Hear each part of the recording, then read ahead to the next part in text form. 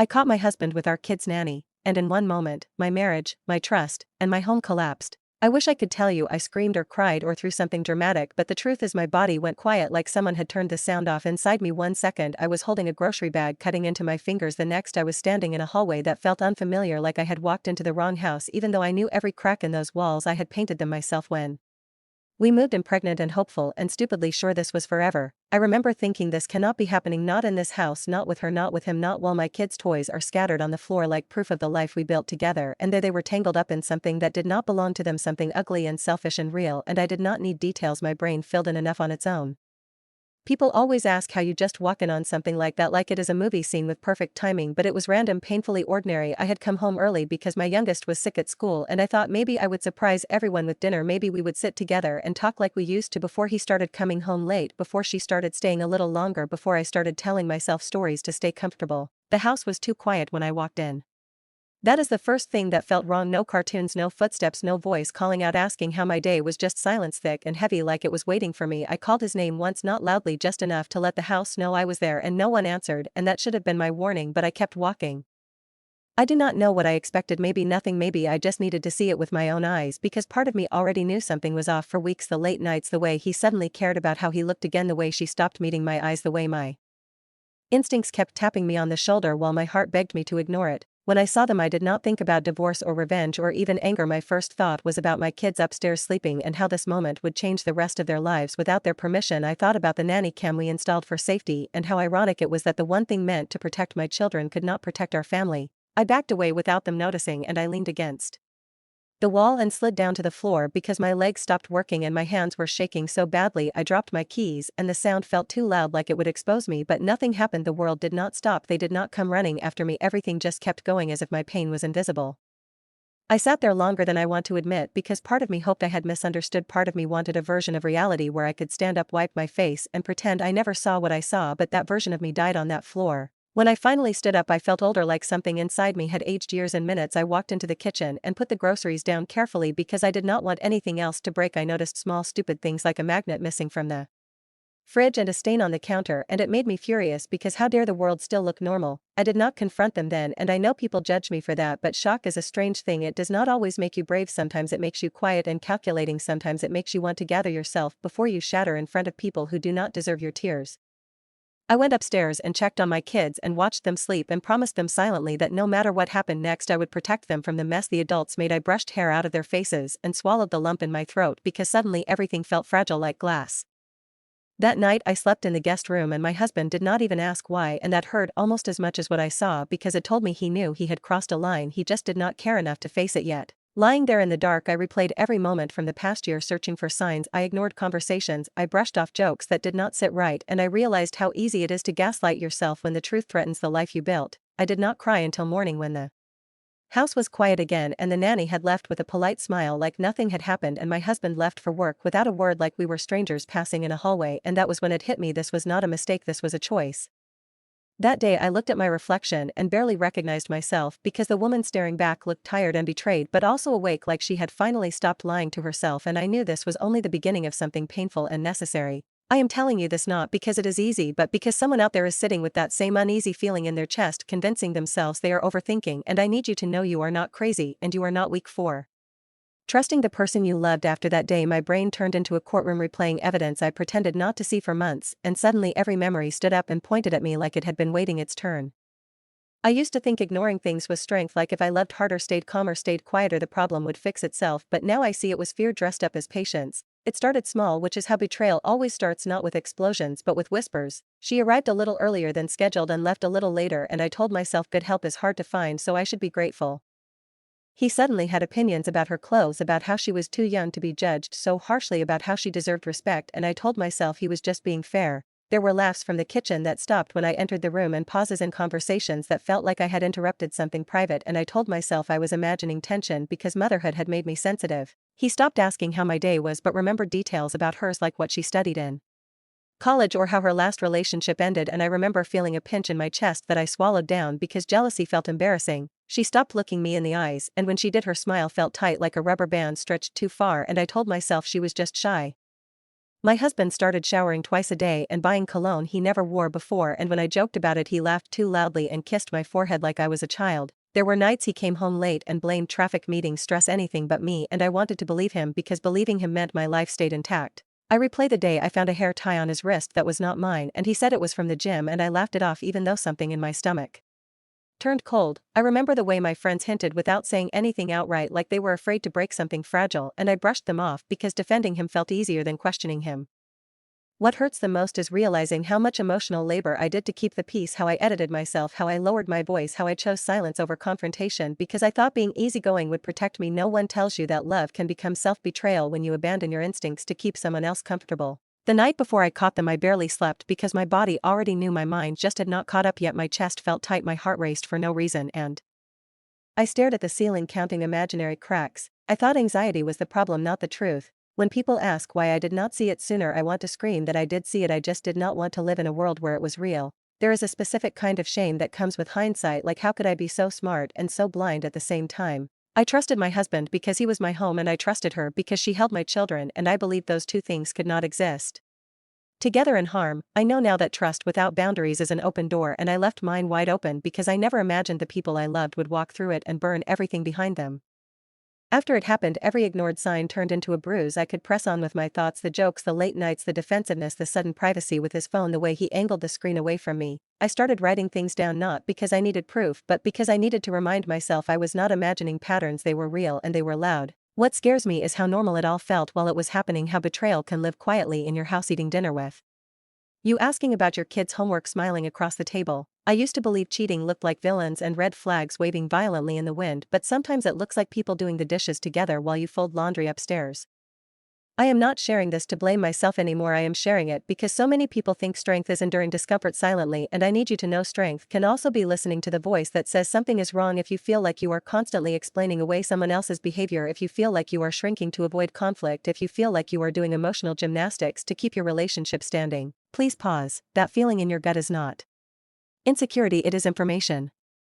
I ignored mine because acknowledging it meant change, and I was not ready to dismantle the life I worked so hard to build, but life dismantled it for me anyway. This part of the story hurts because it forces me to face my own complicity, not in his betrayal but in my silence and my self-abandonment. I am learning that forgiveness does not start with others, it starts with forgiving yourself for surviving the only way you knew how. At the time I did not wake up that morning planning to confront anyone. I woke up exhausted, hollow, and strangely calm, like my body had already burned through the panic and left me with something colder and sharper. There is a moment after betrayal where you stop hoping for explanations and start wanting truth, not the soft version, not the version designed to protect egos, just the raw thing, even if it cuts. That morning I made breakfast for my kids like every other morning because routine felt like the only thing keeping me upright. I packed lunches, tied shoes, wiped faces, and smiled through it like muscle memory while my chest felt like it was filled with broken glass. My husband sat across from me scrolling his phone, barely looking up, and I watched him closely, not with love, not with anger, but with curiosity, like I was studying a stranger who had memorized my life. The nanny arrived right on time. Cheerful, polite, asking the kids what they wanted to play later, and I remember thinking how surreal it was that two people who had shattered me could stand in the same kitchen pretending we were still normal. Something in me snapped, quietly, not loudly, not dramatically, just a clean break. I asked her to take the kids upstairs and help them with a game, and she hesitated for half a second, which was all the confirmation I needed before she nodded and walked away. The moment they were out of sight I turned to my husband and said, "We need to talk now," and my voice did not shake, which surprised both of us.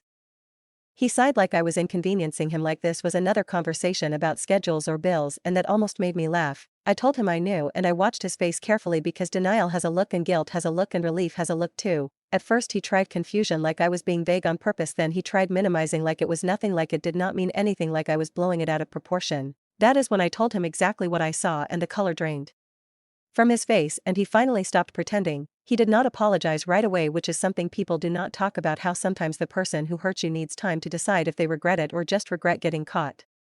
He asked how long I had known, and I told him long enough to stop lying to myself, and that seemed to hit harder than anger. I asked him how long, and he hesitated again, which told me the answer before he said it. I asked him why, and he gave me reasons, not answers: stress, distance, feeling unseen, feeling alive again, all the usual words people use to avoid accountability. I remember telling him those were explanations, not excuses, and he looked genuinely surprised, like no one had ever challenged his logic before. When she came back downstairs I did not raise my voice, I did not call names, I simply asked her to sit down, and she started crying immediately, which annoyed me more than silence would have.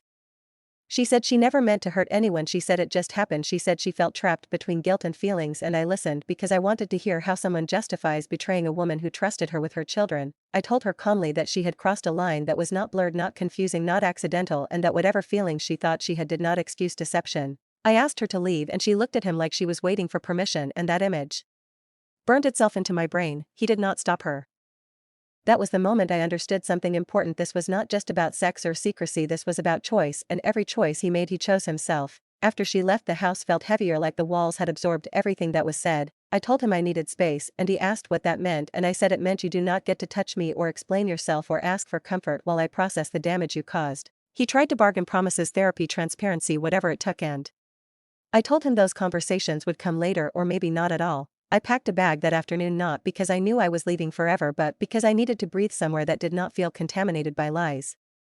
As I folded clothes, I noticed how little of him I wanted to take with me. Nothing sentimental, nothing shared. I just wanted my kids' things and my own. When I told the kids we were going to stay with family for a few days, I kept it simple because they deserved safety, not adult chaos. Driving away from the house, I cried for the first time since it happened, not loud sobbing, just tears sliding down quietly, because grief does not always announce itself. I kept thinking about how confrontation is not closure, it is just the opening of a door you cannot close again. That night I slept in a different bed and stared at a different ceiling and felt both lighter and terrified, because starting over even emotionally is disorienting.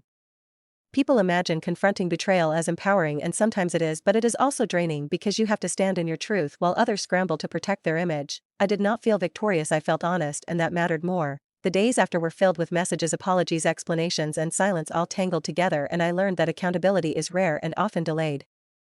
People think choosing yourself is loud, like packing bags, slamming doors, making speeches, but for me it was quiet and uncomfortable and full of second guessing. It started the morning I woke up on someone else's couch and realized my shoulders felt lighter even though my heart was still heavy. I made coffee and watched the steam rise and thought about how strange it was that peace could exist alongside grief. For days I kept reaching for my phone out of habit, wanting to text him updates about the kids or something funny I noticed, and every time I stopped myself because I was learning how much of my life had revolved around him without me noticing. Choosing myself did not mean I stopped loving him overnight, it meant I stopped prioritizing his comfort over my sanity. I met with a lawyer not because I wanted revenge but because I needed information, and information felt like power in a situation where I had felt powerless. I started therapy and cried through most of the first session because saying things out loud stripped away the denial I had been using as armor. Some days I felt strong, like I was finally standing upright after years of bending, and other days I felt pathetic for missing someone who hurt me so deeply. Both things were true, and I had to learn to hold them at the same time. He kept asking for another chance and promising change, and part of me wanted to believe him because belief was familiar and leaving felt like stepping off a cliff.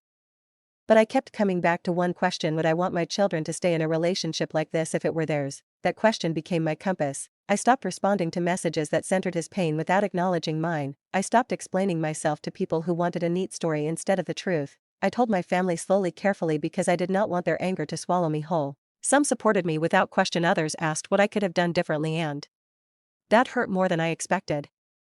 I learned that when a woman chooses herself, people get uncomfortable because it forces them to examine the choices they did not make. I began doing small things just for me: walking alone without headphones, cooking meals I liked, reading again, sleeping without anxiety curling around my chest. I watched my kids adjust faster than I did, laughing in new spaces, reminding me that stability is not a place, it is a feeling. There were nights I lay awake wondering if I was being selfish, if I was breaking my family beyond repair, and then I remembered the family was already broken. I was just refusing to pretend otherwise. Choosing myself meant accepting uncertainty instead of settling for betrayal.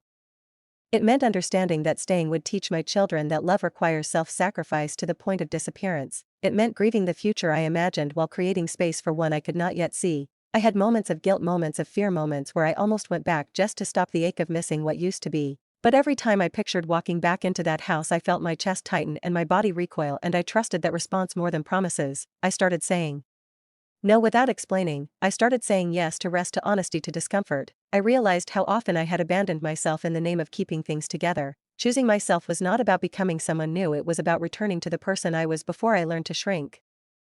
I am still learning how to exist without apologizing for taking up space. I am still unlearning the belief that love must hurt to be real. This part of the story is messy and unfinished because healing is not linear and courage does not arrive all at once. But I know this much: choosing myself saved me even on the days it scared me. And maybe one day my children will understand that what I did was not giving up, it was standing up.